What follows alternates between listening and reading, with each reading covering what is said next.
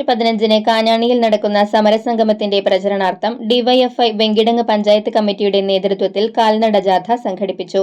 ജാഥ captain K A. Satheesh, vice captain Jithesh, manager Shihab Valiyakath എന്നിവർ നേതൃത്വം നൽകി. പാടൂർ സെന്ററിൽ നിന്ന് ആരംഭിച്ച ജാഥ Manaloor area secretary P A. Rameshan ഉദ്ഘാടനം ചെയ്തു. ആ മതന്യൂനപക്ഷങ്ങൾക്ക് നേരെയുള്ള അക്രമത്തെ അപലപിക്കാൻ ഇവിടുത്തെ കോൺഗ്രസ് പാർട്ടി തയ്യാറാകുന്നില്ല.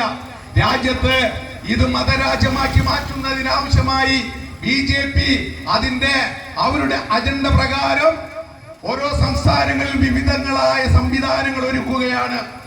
നമ്മുടെ രാജ്യത്തിന്റെ ജനാധിപത്യവും നമ്മുടെ രാജ്യത്തിന്റെ സംസ്കാരവും നമ്മുടെ രാജ്യത്തിന്റെ വിദ്യാഭ്യാസവും എല്ലാം കാവ്യവൽക്കരിച്ചുകൊണ്ട് എല്ലാം കാവ്യവൽക്കരിക്കുകയാണ്.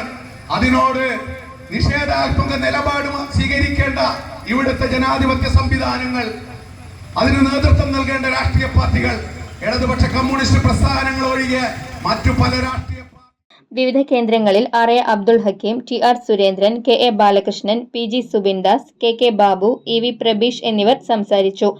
വെങ്കിടങ്ങ് സെന്ററിൽ നടന്ന സമാപന യോഗം ഏരിയ കമ്മിറ്റി അംഗം എ.കെ. ഹുസൈൻ ഉദ്ഘാടനം ചെയ്തു.